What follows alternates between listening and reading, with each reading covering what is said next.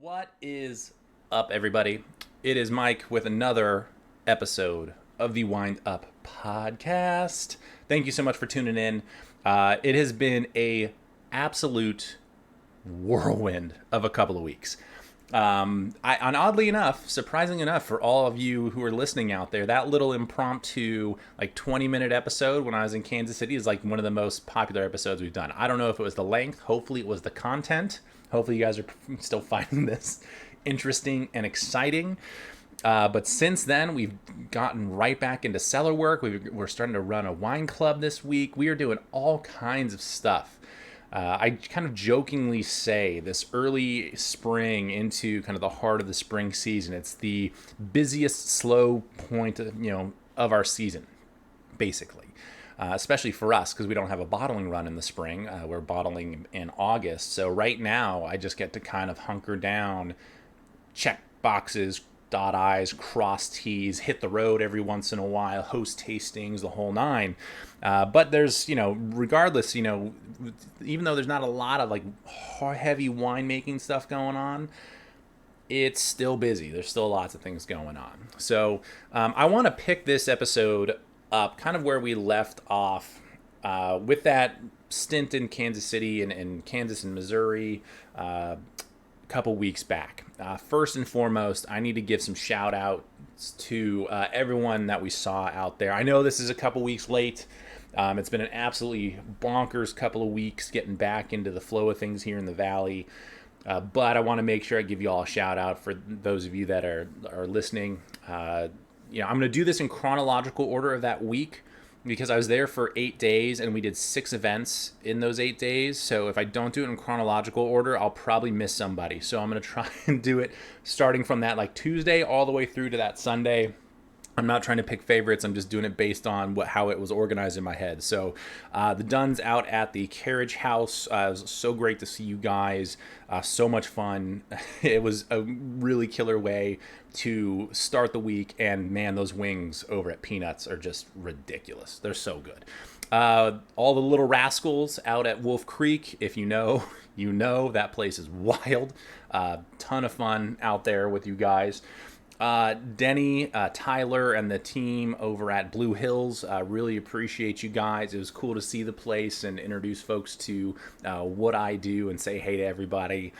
From there it was Shuttlecork, what we were there for to begin with, and kind of what started the planning of this trip, excuse me, is this great event at the Nelson Atkins Museum downtown. We were there for the grand tasting and auction. Luckily, we have so many. Brittany, the HBIC, jokes that I must have a second family in Kansas City at this point because we're out there all the time and we have so many friends out there. And I promise I don't. Sweetheart, I love you so much. I promise I don't. But it's that event we just get to see kind of all of our people from the greater Kansas City area out into Kansas, of course, a little bit further south and east into the state of Missouri. It's just such an amazing event to help raise funds for the Nelson and just have a kick-ass time. So that Friday was absolutely bonkers. For the Andersons, who invited us for a little impromptu hangout and gathering. No relation, actually, as it turns out, but they do spell their name the right way, S-O-N, Anderson, rather than S-E-N. There's a right way and a wrong way to spell that, believe it or not. And that was Saturday night. And, of course, last but certainly not least, the entire crew out at the Country Club of Missouri in Columbia. Jim for putting that all together. Rodney and his team there. It was probably the most fun lunch I've been to in a while. It was, hey, it's 2:00. Let's crush a bottle per person minimum of wine and get after it. It was a lot of fun and a hell of a way to cap off just a ridiculously fun trip all the way around.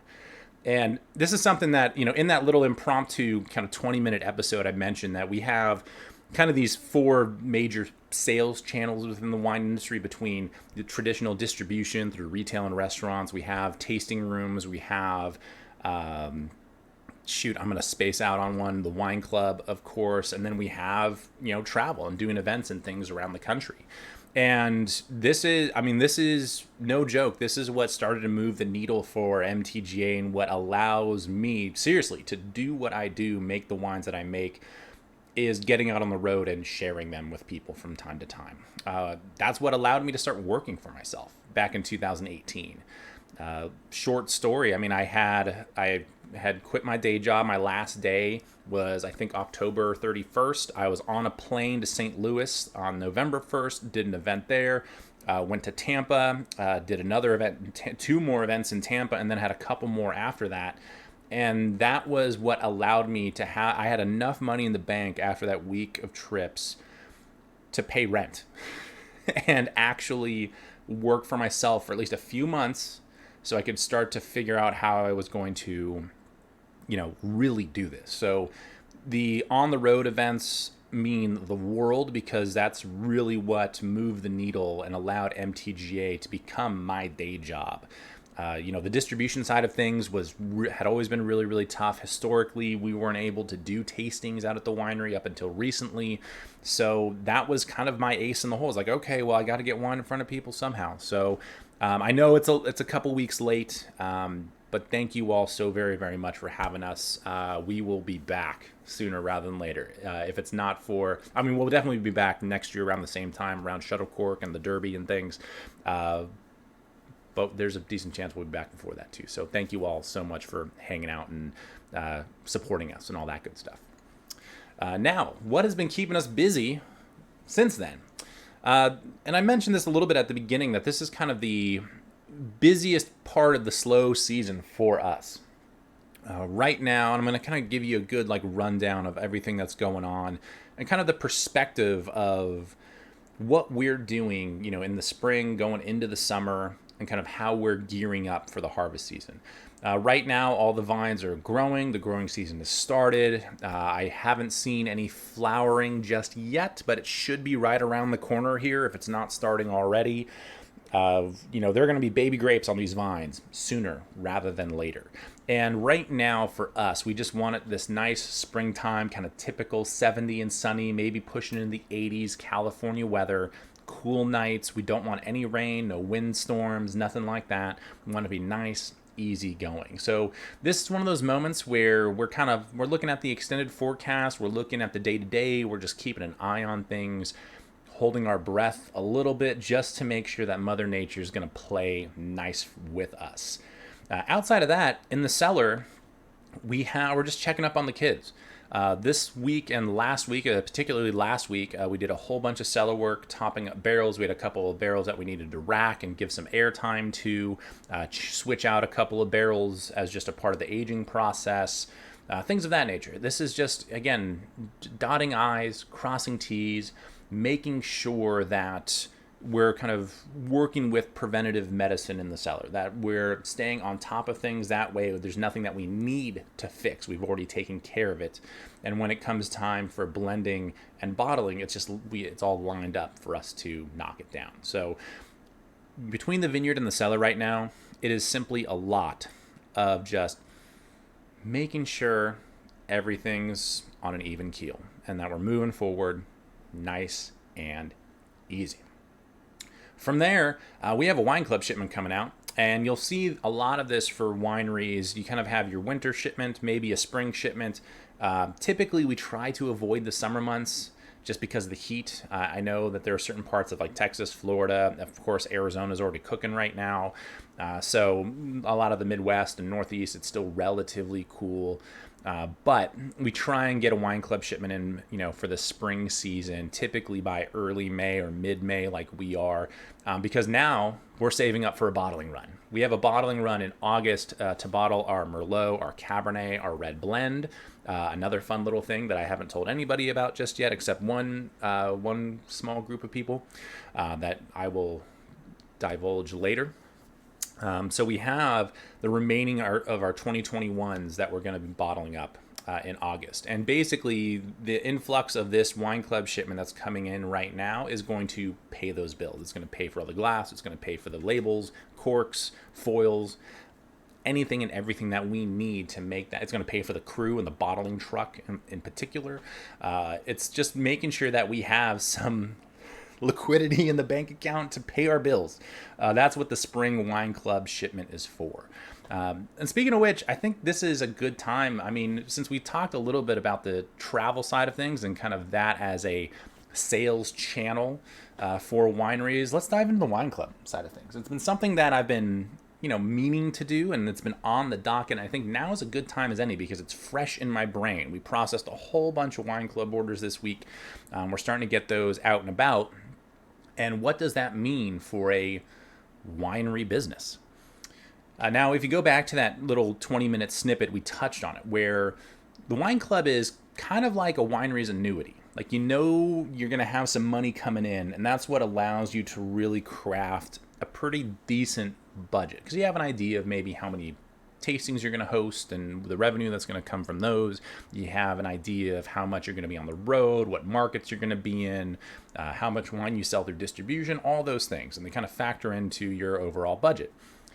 But the wine club for a small brand is indispensable. And you could also say allocation list. If you have, we do that as well. We have a traditional wine club where you get to basically pick a 4, 6, or 12 bottle shipment. I send out, hey, here's what you're getting. You can always customize it, but here's what you're getting. It's a good spread of everything. And then we do have an allocation list where you get to pick and choose exact bottle quantities, saying, hey, I want 6 of the Pinot Gris. Hey, I want 3 of the Pinot Noir. Give me 3 of the red blend also. And you can kind of dial it in a little bit more. I really try to make sure that we can customize things to everybody's liking in that way. But whether it's that wine club or that allocation list, it's, roughly there's going to be a little bit of attrition with every shipment. And you're trying to, backfill that throughout the year. There are going to be some people that drop off. They, got a lot of wine in their cellar. Maybe they are switching wine clubs to other people because they got a bunch of your wine, but they want to stock up on other people's juice. Hey, no harm, no foul. That's how it is. And from there, you really kind of craft your budget. I look at our wine club pretty much on a, maybe not a monthly basis, but every other month to see where it's growing, to see where our attrition is. When you have blips in the economy like we did, early this year, you get a wave of folks saying, hey, we're going to cut back a little bit because, we love wine, but we're going to save a little bit of money, keep a little bit more in our bank account. So you have, larger economic factors that play into it. I mean, remember, wine is a luxury good. It's not necessarily something you need, although many of us would argue that point, of course. And you have to keep all that into account. And I knew when I started working for myself full time that the wine club was going to be the thing that allowed MTGA to sustain itself into the future. And this is going to be kind of the perfect example. Is 2018, I left my day job, in October, end of October. We had a great year in 2019. It was my first full year working for myself. The wine club had been started in 2016. So it had been going for a couple of years. We maybe had like 20 to 40 members in it. It was very small, enough that it was helping pay the bills, of course, but it wasn't where it needed to be to really help MTGA sustain itself.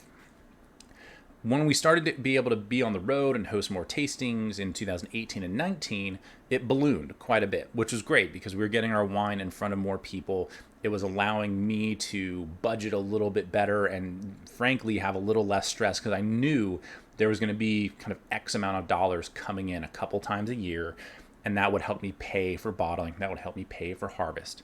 Speaking of harvest, that's why every winery has a fall wine club shipment. It's because we're paying for grapes, we're paying for barrels. Pretty much 2/3 of our budget is gone, is used up in September and October, which means we need money in the bank, which is why we have an October wine club shipment. That's to help supplement all of those expenses that are coming in. Just fun fact for those who are wondering why we structure wine clubs the way we do. The October shipment needs to be gangbusters because we got lots of bills to pay. That simple. So we're going through 2019, and guess what? I've been working for myself for a little over a year, and 2020 hits. I don't need to rehash what happened in 2020. It was a shit show, for those that don't remember for some reason. And there's nothing like going out on your own, and basically a year later, the world shuts down. At that moment, I assumed I was dead in the water. that MTGA, we weren't going to be able to, I had it, basically budgeted out saying, hey, if we can't host these tastings, if we can't be on the road, all we have is our wine club and our mailing list. And we have to try to get wine out to people through a sales channel that is brand new for us, that we're just starting to grow, that's just starting to kind of turn the corner of where we need it to be in order to pay our bills. And to be quite honest, for that first half of 2020, we get into, July and into August, I was not sure if we were going to be able to afford grapes that year.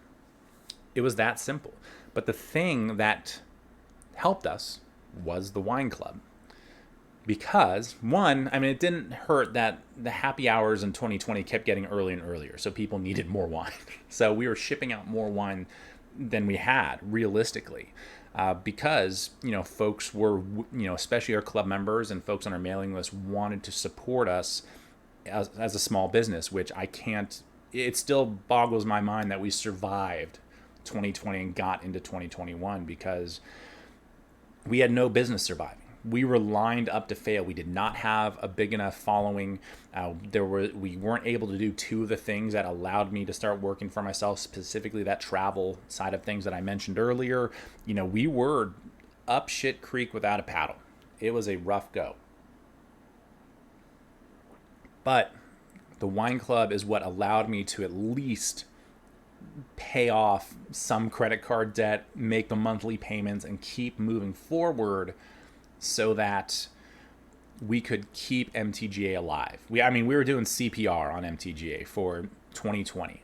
And then in March of 2021, everything started to reopen again. California was back in business, and Napa had the busiest year that it's ever had, and we were no different. We'll worry about the supply chain conversation and everything else going through 2022 another time. We'll get into it, I promise, but we're going to save that for another day. But if it weren't for the wine club, we would not be here today. It's really that simple. So, as I'm running these wine club orders and getting through these shipments this week, it's one of those things where it means the world. Like, many of you have probably received, the confirmation email if you're listening to this. If you haven't, I promise I'm going to be in touch. It's a couple of day process for me to get it through everything. So never fear. You're going to hear from me. If you're not in a wine club, you definitely should be. Just saying. Hashtag ad. But it's something that these small wineries and these small businesses rely on to get through any season, much less the rough seasons where you have an entire year basically washed away, whether it be the fires and you just don't have a whole lot of wine to sell, or whether it's a COVID year and things just shut down. It's pretty crazy. And the wine club is just what it is realistically for a small label, whether it's ourselves or anyone else. It is the lifeblood of what we do. Everything else, I wouldn't say it's secondary, but it's definitely, wine club is 1A, everything else is 1B. Because that is really what allows us to pay the bills. And, when I start processing orders like I did yesterday and the day before, I'm immediately in my head going, okay, that takes care of the bottling truck. Okay, that takes care of the labels. Okay, that takes care of this. That takes care of that. And I immediately have it in my head of like, okay, did we sell enough wine in this shipment to not have to worry about how we're going to bottle our wine?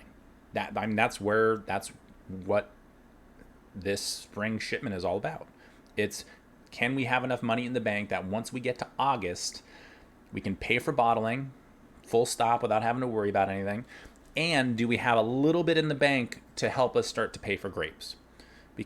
And barrels, because it's so much money that we kick out in the fall. So between any leftover income from this shipment and going into the October shipment, all of that goes to paying bills. All of it. And I think for many wineries, it's very, very similar. You look at these wine club shipments and you're like, okay, this is what's getting me to here. And the next one's getting me to here. And once these big gears start turning, you finally have the ebb and flow of your release schedule, when you're selling and shipping wine out, and then what bills you have coming up. It's really that simple. And without it, I don't know how small brands survive. I really, really don't. There was a conversation I was having with a colleague. This was a few months ago. But they make one really, really high-end wine. The rest of their wines are kind of a little bit more everyday. But they were trying to start kind of this allocation list for this club. The problem is that with this really high-end wine, they don't make it every year. So it's this club where it's like, okay, you might get this wine or you might not. And now they're trying to figure out, okay, do we try to supplement with some of our other lower tier wines, for lack of a better word, or do we just say, hey, there's no shipment this year, but you need to stay on the list for next year because we might have it. And it was a really weird model. And I'm like, well, hopefully it works for you. I don't know. Hopefully it does. There are other folks that do hey, every month you're getting 2 bottles of wine or 1 bottle of wine, and it's just boom, boom, boom, boom, boom, boom, boom. There are folks that do shipments twice a year. There are folks like us that do 3 times a year. There are folks that do 4 times a year. It's really kind of the pick your poison, as a wine business. What works for you? What do you find to be most successful? I know like the 2 bottle clubs, like once a month, work great, especially for wines that are a little bit more affordable, because it's just kind of we need a couple bottles of wine this month. No big deal. For us, we do 3 shipments a year starting at 4 bottles. So you're going to get, on average, a case of wine a year. That's 1 bottle per month if you average it out, but it just comes in these larger chunks, realistically, because it's more efficient shipping-wise and more affordable shipping-wise, realistically. Shipping has not gotten any cheaper over the last 5 years, since we really started getting our wine club ramped up. Oh gosh, it's been 7 years since we started it. Oh, it's 2023. Sometimes you just lose track of time,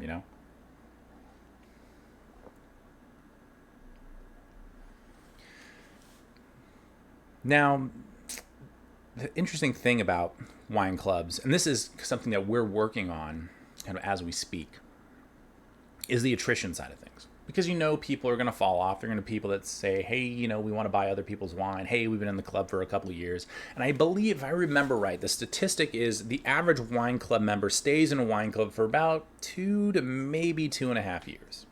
Maybe, on average. We're very lucky that we have a much higher average than that. But, that's typically when people start to fall off. They've been buying wine for a couple of years. They have a lot of it stocked up. Or they are just wanting to try new things. So they move on. No harm, no foul, just the way it is. And this is the thing that really hurt a lot of people in a year like 2020, is that you don't have guests coming out to the winery to sign up. You're not signing people up necessarily from being on the road and doing events. You're just seeing that attrition happen. And this is something that happened to us, and it was like, oh shit, how do we encourage people to stay in and support, our business versus somebody else versus whatever? And, obviously that's an extreme case, but those are the kind of things that you have to think about. So, we have, some care, for some of our original members, some of the first 15 members that signed up for our wine club, and the supporters who have really, been with us since the very beginning. We have a little care package of a fleece vest and a corkscrew that's going out. For anyone who's been in our club for 3 years, you get an MTGA laser etched wine key. There's going to be a vest that comes along for all of our 5-year and on down the line members. We try and throw out some swag to people every once in a while. We try and give folks first access to things like our Cabernet Franc, and our single barrel wines that are super small production. There's a lot of things that wineries will do, not just us. A lot of it tends to be hey, you get first dibs on all this stuff before it sells out. Here's a little bit of swag. Maybe, here's a special wine we made just for the club. No one else gets access to it. There's all kinds of stuff that we try to do to, keep you around as best we can. And it's typically when someone does... Freddie, what? Frederick, that's rude. Buddy, you've been fed. I don't want to hear it. I'm in the middle of something. Can't you see? Come here. I know, come here. Come here, you nugget. My goodness, so chatty. He's very, very opinionated when it comes to the do's and don'ts of wine club. When shipments go out, how they go out. I know, buddy, you're fine. It's been a while since we've had a little cat interruption in the show, but obviously he has lots of opinions. I'm glad he was able to air them on today's show. Thanks, Freddie. Have a great day. Oh boy. Valuable input from that one. Where were we? Oh, yes. So there are a lot of like little things that we try and do within our wine clubs to make sure that they stay interesting. We obviously, between Brittany and I, we try to keep in touch personally with all of our club members. We try and do that with everybody, but specifically our club members, to make sure that you have direct access to the winemakers, the owners, the people who are doing all the day-to-day work, so we can, assist you in any way possible. There's a lot of value add that we try to provide, and hopefully, it allows you to feel good about supporting a small family business. I'd say this is no different than, any other small brand that's trying to keep things going. It does go a little bit back to last week's episode and the whole marketing cause and effect, and how you feel about big companies like, say, a Gallo or an InBev, Bud Light, kind of situation, whatever the case may be. Because they make a lot of good wine that's fine for Tuesday night pizza wine. It's, X amount of dollars per bottle. You can buy it without any, worry realistically. I had this amazing question from somebody at one of our events. This is from Saturday's event out in Kansas City, just off the plaza is where we were. And she asked, it was a very poignant question, and I loved the way she asked it, because she listed, I think it was Caymus, Silver Oak, Sterling, probably four, the Prisoner. There were probably, half a dozen, kind of big, what are now big name brands that are owned by larger conglomerates and corporations. I think she even mentioned like Joseph Phelps, which now that they're owned by, I think they're LVMH now, I'm like, less interested. I think she also mentioned Farniente, and they now have this investment group that's, I think owns half of them, I think technically. Regardless, she asked, do you drink these wines? And I told her, no.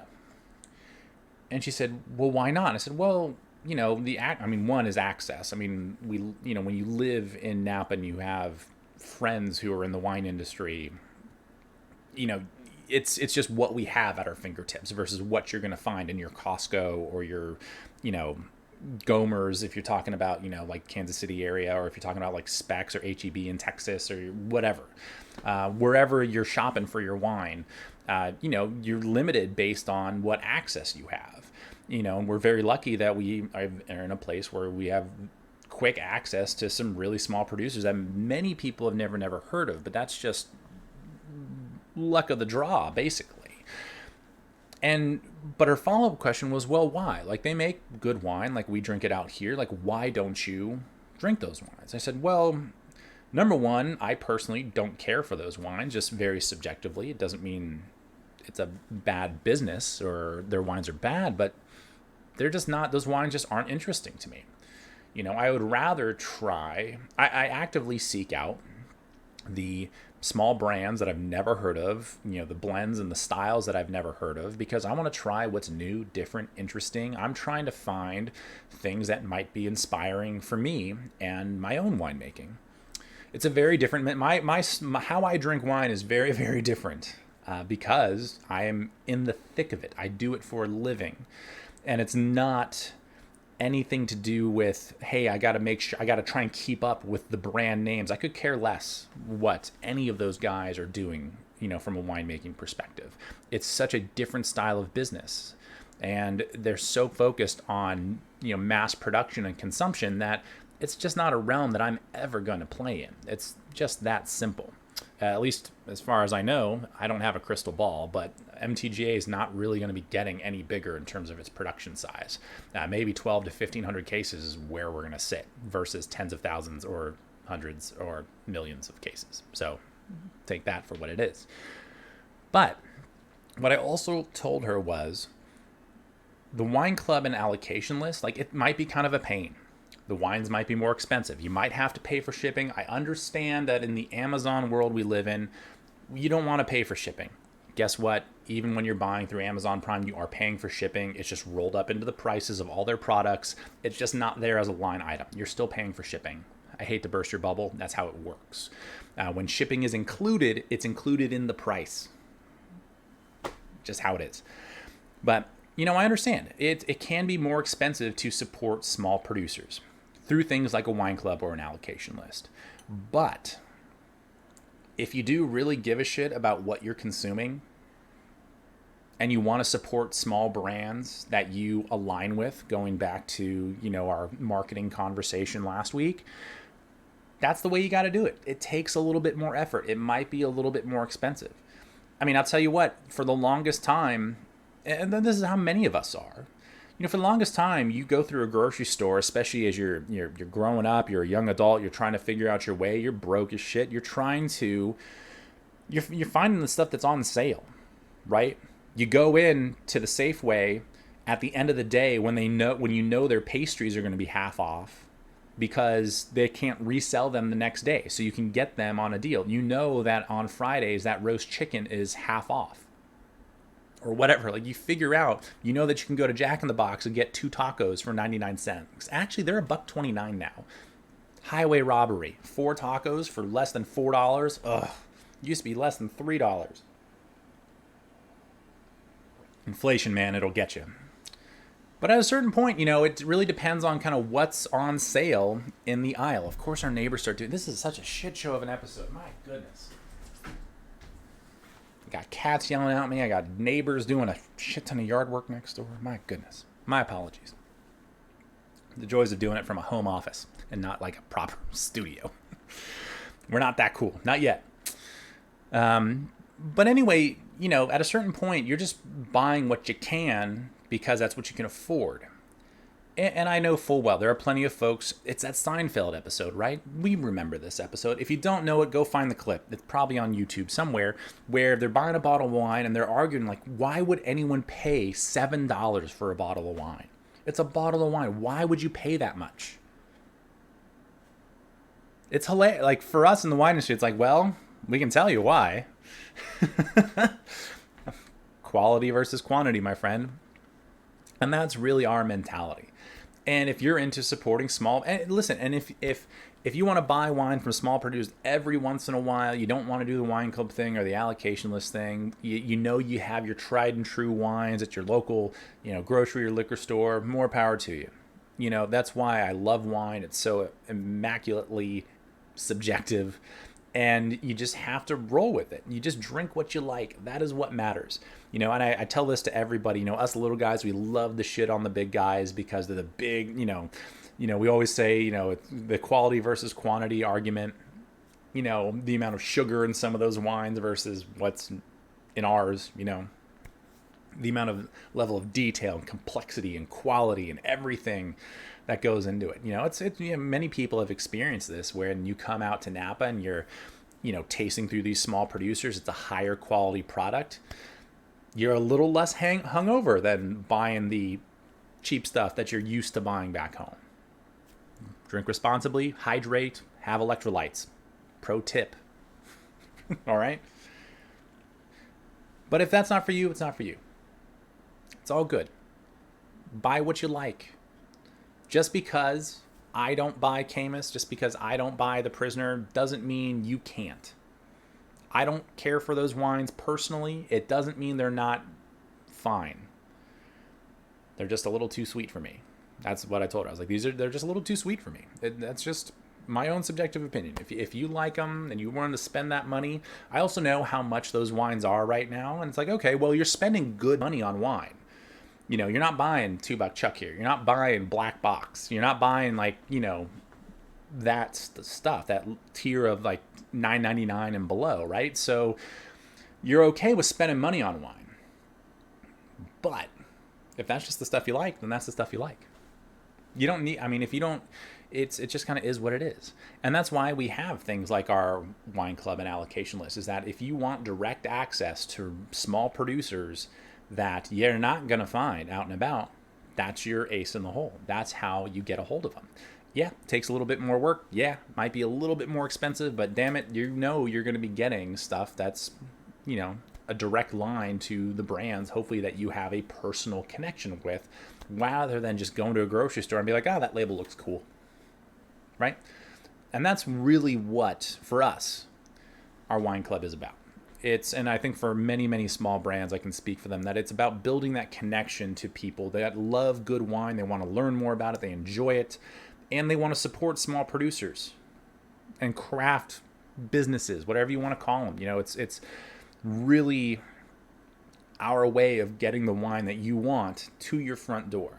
And yeah, it might be a little pricier, but damn it, at least you get to support someone small, up and coming, someone you actually care about, versus just grabbing whatever cool labels on your shelf, at your local grocery store. So, that's really, I think, the main benefit. There's a lot of other perks that come with, being in a wine club, but you know what? That's the big one.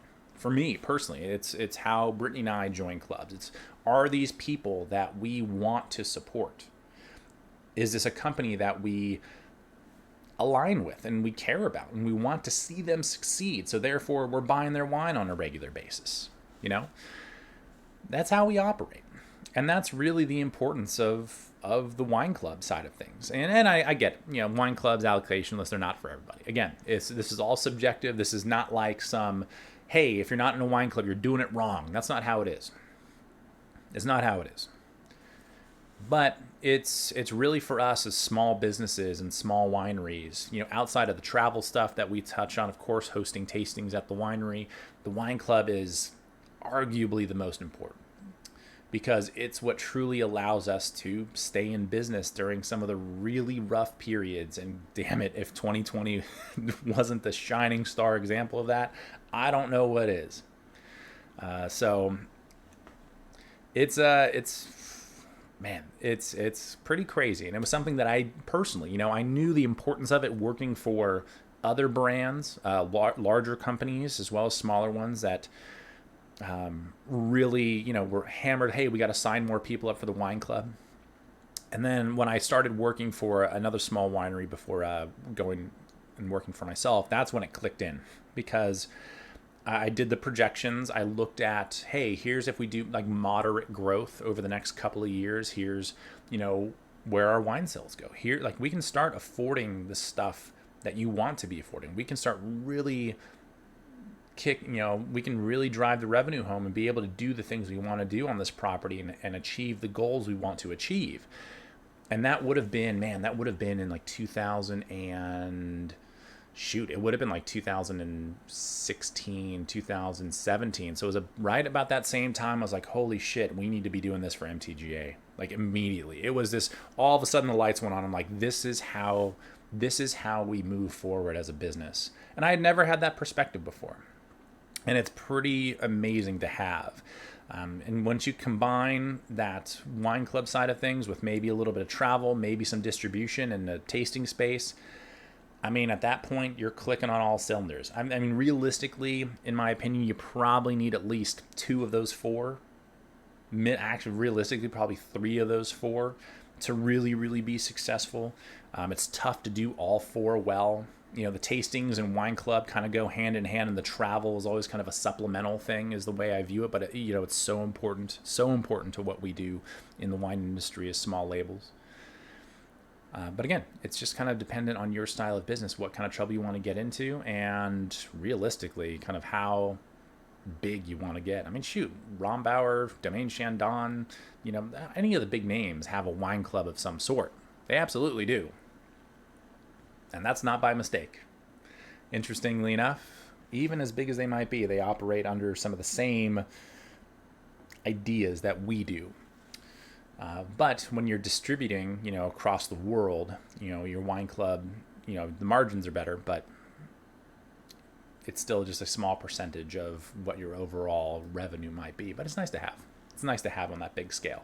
So that has been this episode. God, my brain is so zonked right now.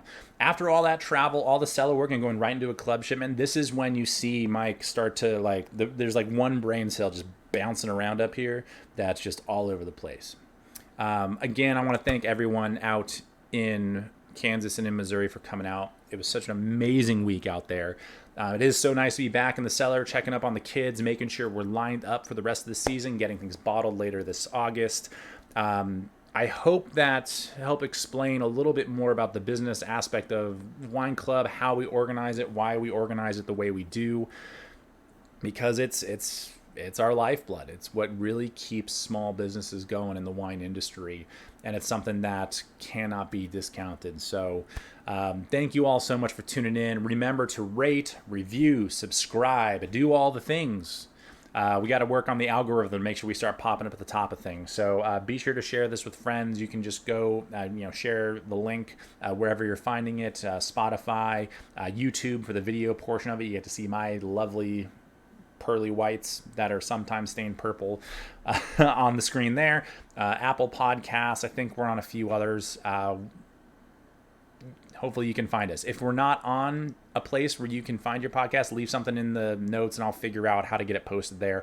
That way we got our bases covered. So thank you so much for tuning in. It's been a blast. We will be back next week. Is next week our Q&A? Hold on. I think it is. Oh no, why is my calendar not working? Oh, here we go. Oh, this is we got another 5 Wednesday month.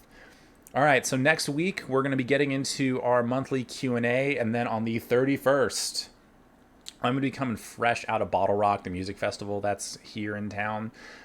So the 31st might be a little squirrely, but it's going to be a lot of fun. I'm going to figure out something fun and different to do for our bonus episode this month. So take care, have an excellent rest of the day, rest of the week, and we will see you next time.